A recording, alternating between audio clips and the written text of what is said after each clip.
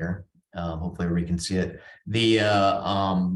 We created video games to teach people, students hands-on cybersecurity. And I built Haiku largely because when my last company was a defense contractor who hired a lot of cybersecurity people.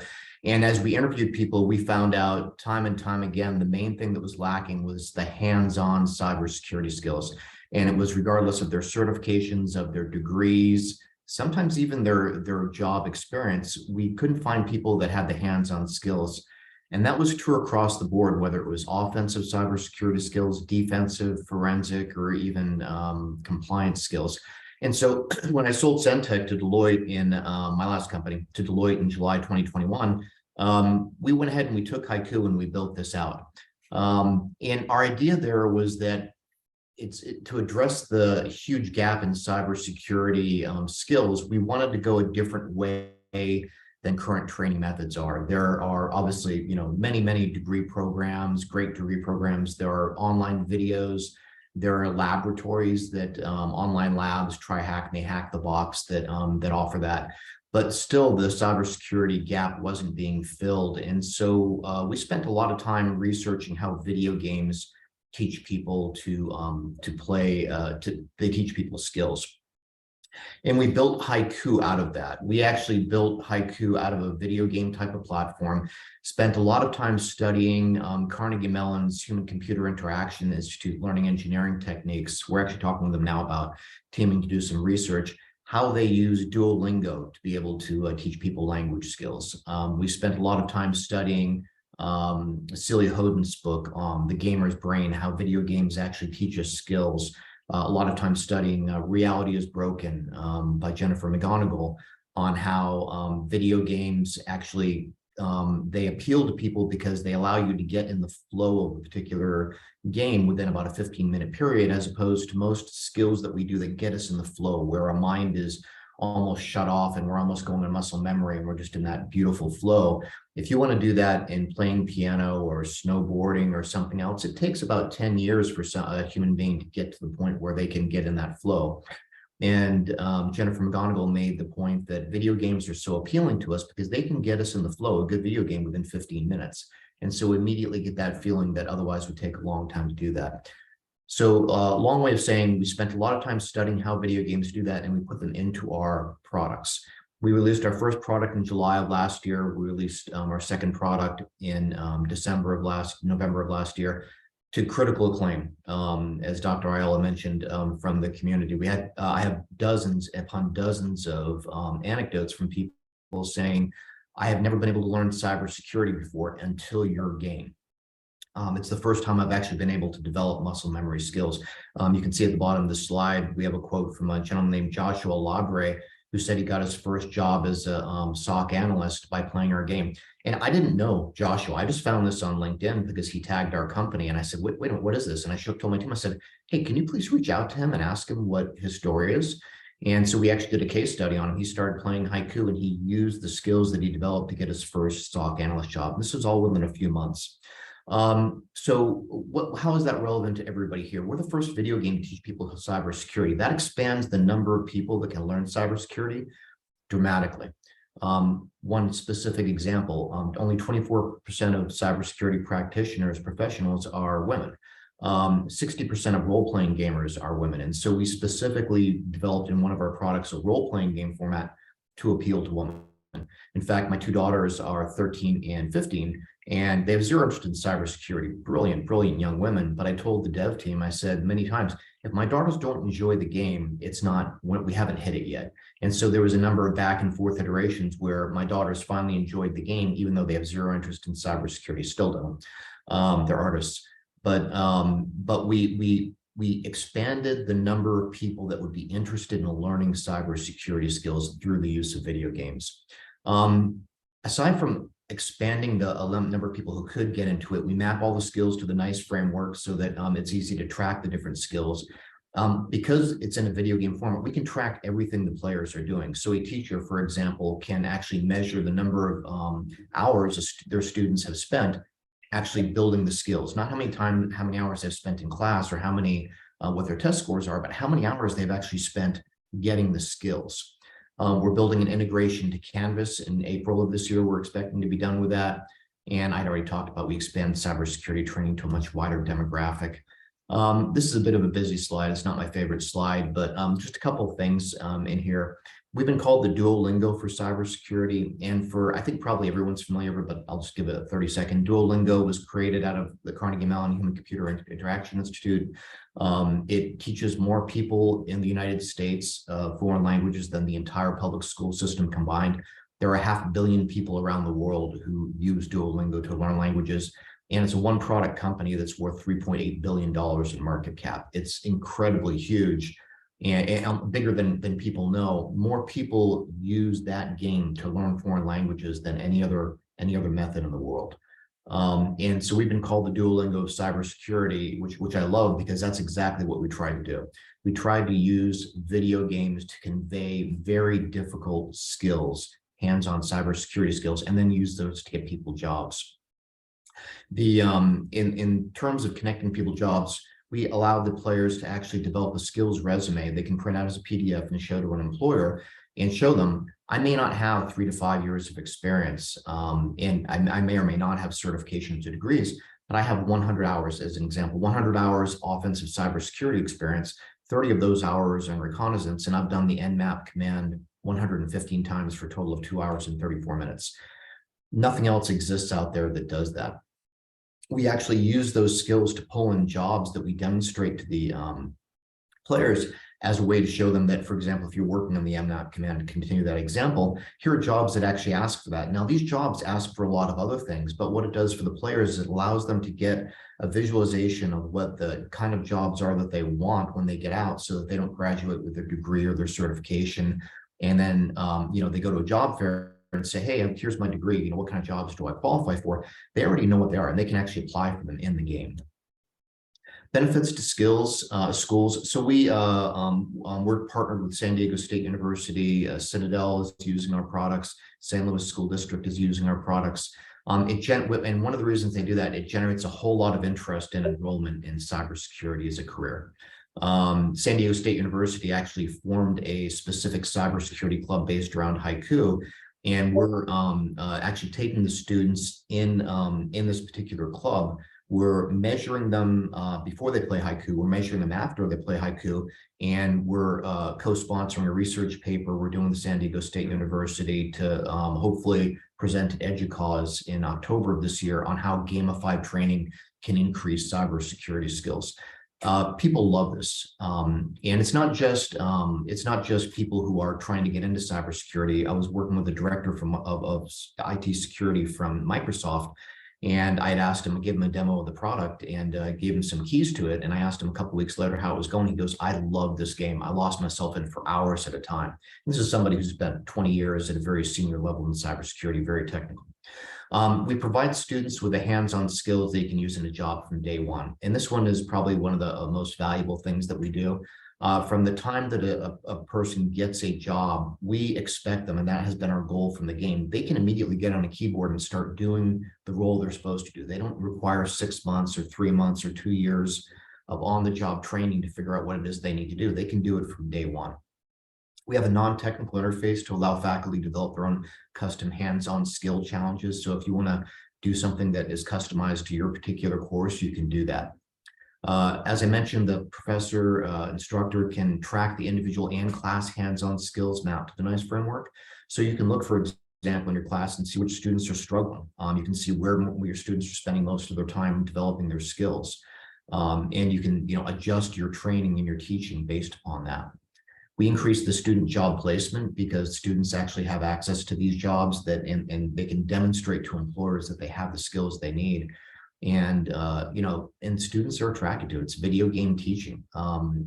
People love the idea of being able to go in here and learn skills this way. I talked a little bit about this. We spent a lot of time studying, and we're doing more research. We're teaming with Carnegie Mellon to do research with some of their classes in independent study projects to actually take a look at how we can improve the learning engineering we built into our products to an even greater degree.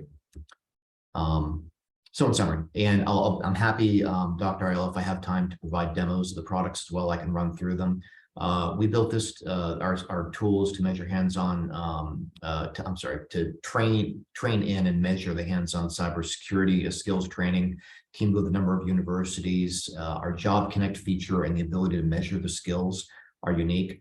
I actually had a discussion with Marion Merritt, Deputy Director of NICE last week, and I'm actually briefing her one of our working groups a little bit later today. She was fascinated by the fact that we map our skills to NICE and that we can actually help people get jobs. And her response was, she's been saying for years that the hiring of people should be based upon NICE mapped skills, and the fact that we can actually do that, she thought was just phenomenal. And with that, I'm happy to give a demonstration of the product. Is that do we have time for that, or is that desired? I think we have a few. So we have you for concluding at 8:40, and then we have some time for Q&A. Okay. How much time do you need for a demo? So yeah, how much time would that I'd like to see the demo. Yeah. I think it would be interesting. Yeah. I can be very quick. Okay. Take it away. Let me go ahead and do that. Okay, so let me go ahead and share that screen. I did.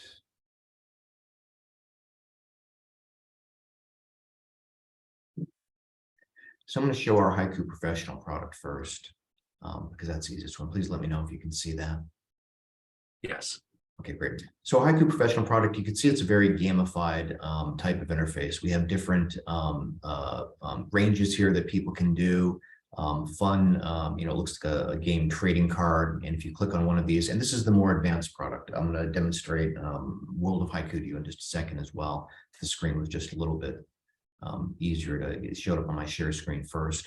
So our Haiku Pro product is actually based in an AWS range in the back end. So this is an actual product that goes back to actual networks that students can connect to.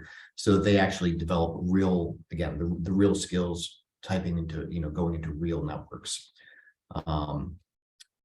It's downloading all of the files you need. It's all accessible via web browser. There's no need to create a VPN or install anything on a computer.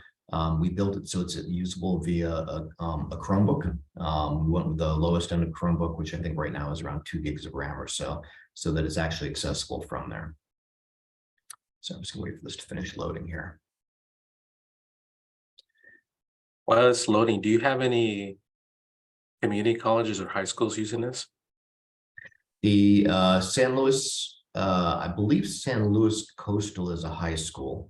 For community colleges, we're talking with David Kennemer at San Diego City College, and we have a number of other community colleges we're working with as well. It's interesting you say that, Dr. Ayala. Community colleges, I have a lot of cybersecurity programs, and a lot of those don't require a 4-year degree, so it's actually a perfect fit for us to team with them, because a lot of the students in there don't have the time or the money, quite frankly, for a 4-year degree. And so they really want to go out and, get some skills very quickly and be able to get into a job. And so teaming with, for a community college to team with us, they can get both the the AS degree, the certifications, and then they get the hands-on skills they can use to immediately get in there. So you can see we're actually in a Kali Linux box that is a full Kali Linux box connected to the internet. We have a set of goals. Each range has a set of goals, a set of different skills here that we're developing. And so you can see here, I've got reconnaissance, reconnaissance 2, intel compromise. We have a series of hints that help people go through. If you're stuck, then you can go ahead and use the hints and figure out where you're at and be helped along. Sorry, I'm going to speed through this just because I want to be able to allow questions. I'm going to hit the Job Connect very quickly. Okay, so what we do is we're gathering the skills that people have, and then we ask additional questions if they want to take the questionnaire, and we present them with jobs. So these jobs are tailored to this particular account that we have looking for the particular, and these are just the top skills. All the skills that you have, it'll only show the top few skills, but all the skills that we have developed in your account are going to go ahead and show that. We have a more robust job search feature here as well, specifically focused on cybersecurity jobs, although other jobs do show up in there occasionally, where the students can go through and look for very specific jobs. And we have 371 jobs that are in San Diego specifically. I'm gonna move over here really quickly to the skills resume. Skills resume, this is unique. Something we have is we have the ability for the players to be able to pick what they want to. You can uncheck whatever you don't want to have in your skills resume if you don't want to have your gamer tag or your rank or anything like that. But then you can go ahead and produce a PDF that is going to be something you can show to an player, and the player can remove all these badges if they want it to look more professional. That's some of the feedback we've had, but it shows, for example, that they've done the cat command 74 times for 12 minutes. And this particular account doesn't have a lot of, it's a demo account. It doesn't have a lot of skills. Normally the skills would be filled out. This particular account doesn't have them because it hasn't done any ranges, but all the skills that you do are all going to be listed here in the skills resume. And with that, I'm going to move over to the World of Haiku product very quickly. Just make sure I can share that screen at the time here. So I want to make sure I can. I have it up too, if you need it, Eric. Okay, good. Yeah, thanks, Jerry. And so this is the World of Haiku. World of Haiku is a much more, so this is a beginner's product. So somebody that has zero experience in either command line, Linux, or cybersecurity would come to World of Haiku. We could take somebody that has never seen a command prompt before, and by the time they're done with all the missions here in this base level product, they're going to have a basic understanding of command line Linux, offensive cybersecurity, defensive cybersecurity. Each mission is, it provides a series of different commands, ifconfig, nmap, if I were to go on this mission.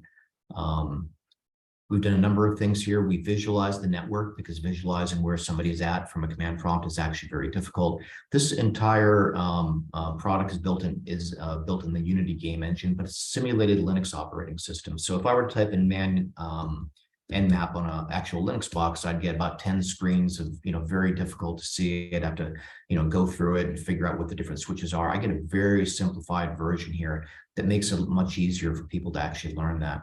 We carry people through a hero story with interesting characters. They're fun to look at. My daughters love Rascal, the little AI there, that carry the player through the role-playing adventure that they're in to be able to teach them the skills that they need.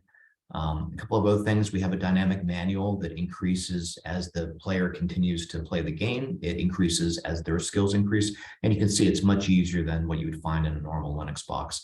This manual, by the way, carries with them over to Haiku Pro. We have a notes feature so that the players can actually take all these notes, which also carry over with them to Haiku Pro. We map all the skills in this particular version. We're still integrating our NICE framework, but all of these skills are mapped specifically to the CEH framework. And so you can see each one of the skills that are here, how many times I've done the curl command, and we've gone through that. The students get badges they can put on their social media to show their achievements as well. And I think that's actually the bulk of it. I want to, we have 4 minutes left and I want to be respectful of everyone's time. So I'm going to go ahead and end the demo here and take any questions that you might have. Excellent. Thank you so much, Eric. That was really impressive. And your little bot tried to interrupt your presentation there, it looked like. Sure did. So feel free to turn your videos on now that he's done with the presentation. And so Gerald, would you like to introduce yourself really quickly? I don't think we. Yeah, sure. So a couple minutes late. Good afternoon, everybody, or good morning, depending on where you are. My name is Gerald Dozier. I work at Haiku with Eric.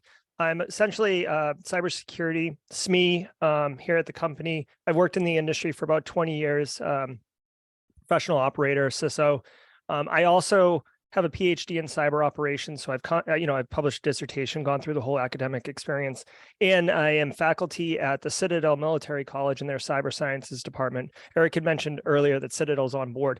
I'm actually integrating Haiku into my curriculum this semester with a CSC 227. So it's like an entry-level cyber course with non-traditional computer science students. They're mostly Intel majors.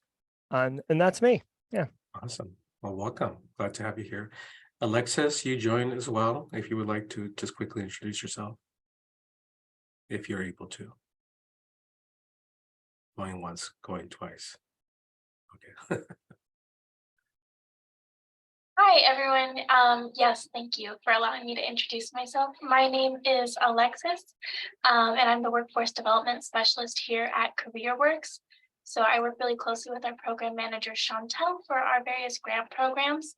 One of the main ones that we're focusing on right now is our CompTIA pre-apprenticeship program that's designed for individuals 18 to 24. And so we're trying to help those individuals break into the field of IT by completing their A+ and Security Plus certifications. Great, thank you, Alexis. All right, so you heard the amazing presentation from Eric. Let's just open it up for some questions. Feel free to, it's a small and mighty group here, but feel free to unmute yourself and ask a question. Let's see here. I think, Patrick, I would think you would have a question since you're in IT. No, I mean, I love the idea of all of this, and I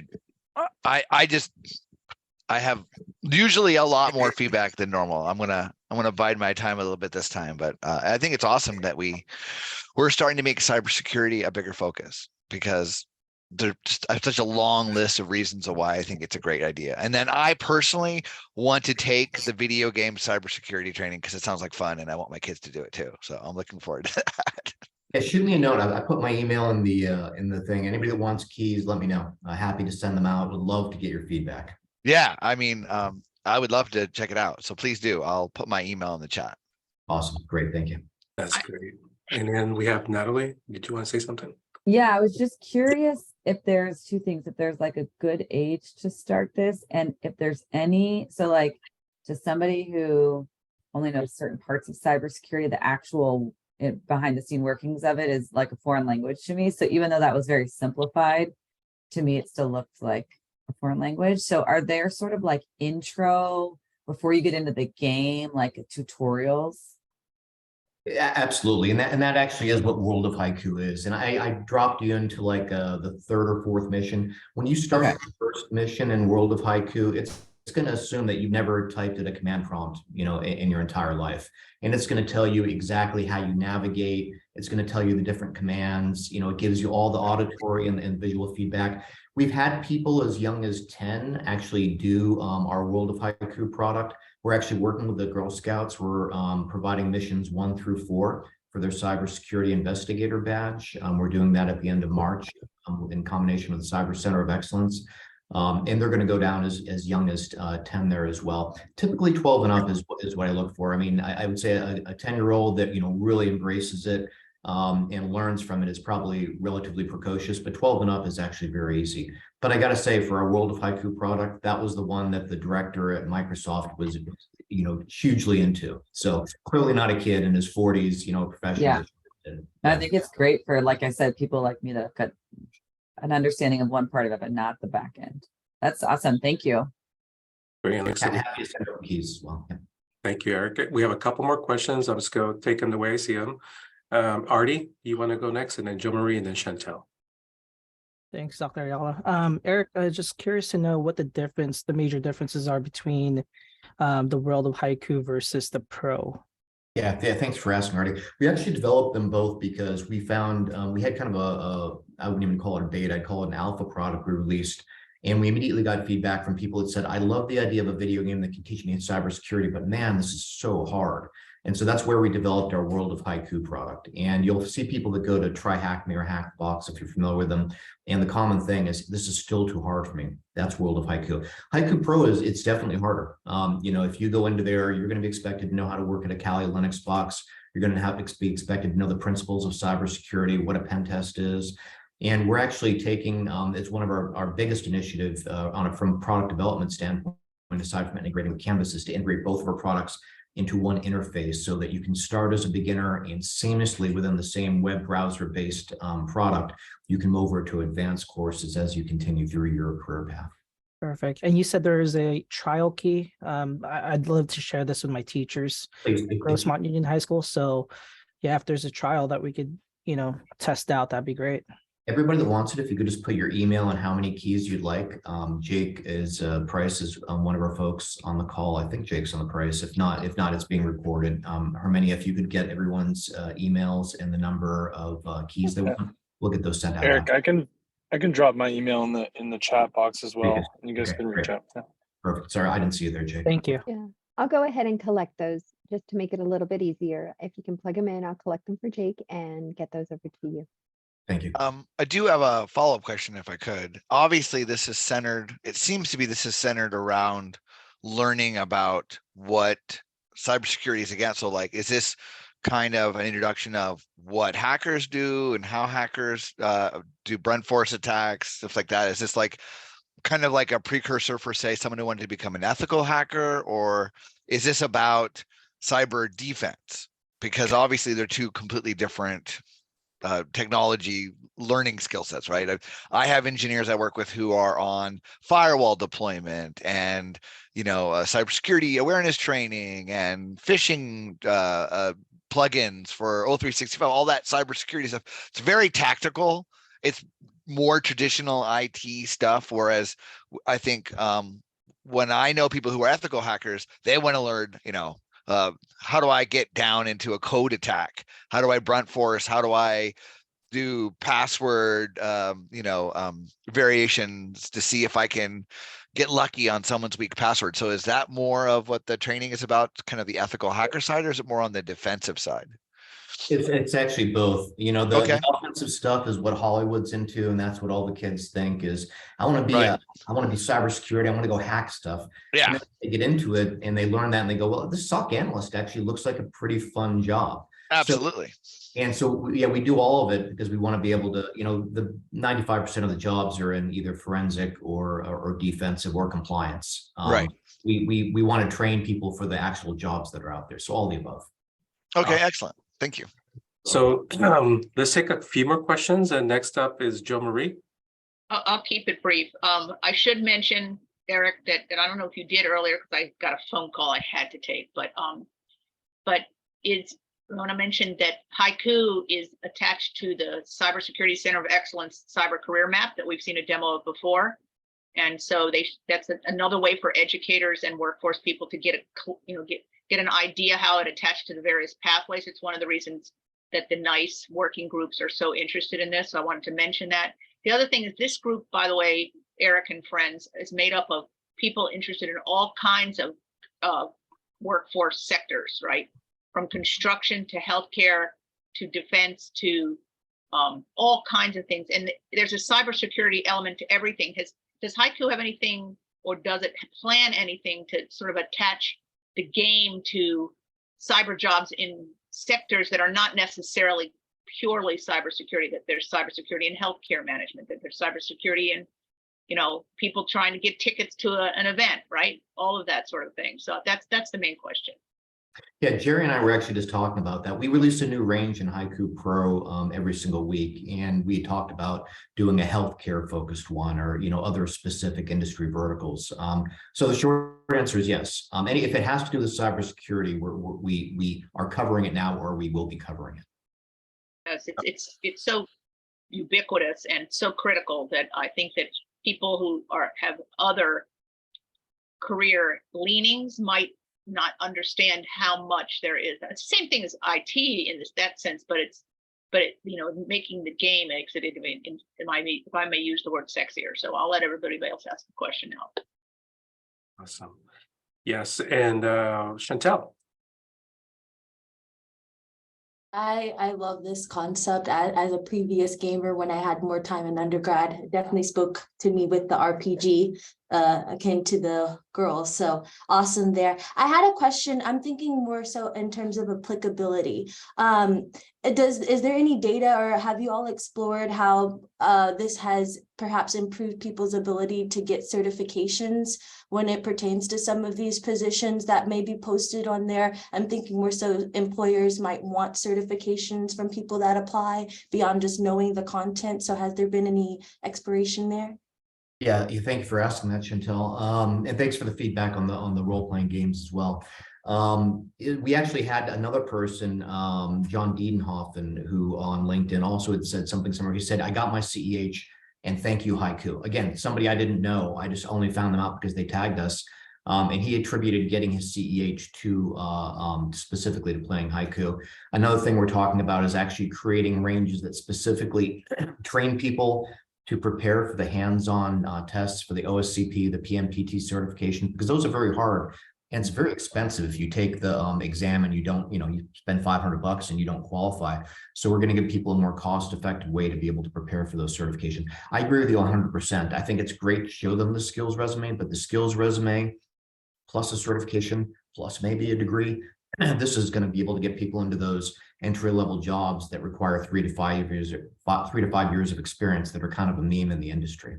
Yeah, absolutely. And then one last quick follow-up. I understand that a lot of the basis is under like AWS and towards cybersecurity. Do you have anything, or is there any type of opportunity for it to be more on the infrastructure, more on A+ networking side with this game? We actually cover a lot of the basics on Linux OS and some of the fundamentals there. Jerry mentioned the other day that one of the interesting things about cybersecurity is you can't just go into cybersecurity. You've got to understand networking. You've got to understand operating systems. You've got to understand the fundamentals of computers. And so it's we actually teach those in the process. We don't make it a, here's a prerequisite. You just learn it as you're playing the game. And by the time you're done with the game, you realize I actually know a lot more than I thought I knew. Perfect. Thank you so much. And thank you. Outstanding. It looks like you have your work cut out in the chat, Eric and team, because you have a lot of requests for keys, apparently. So with me being guilty of asking for 30, because I will share that with one of our cybersecurity classes. So thank you again. You're welcome to listen in to the rest of the presentation. We're switching over to our key industry updates. So as was mentioned, Eric and team, healthcare is one of them, construction, manufacturing, aviation, or drones. So we're looking to have a focus in East County, San Diego, of maybe IT or cybersecurity down the road. So this is so you can, you're here with an intended purpose, which is really exciting.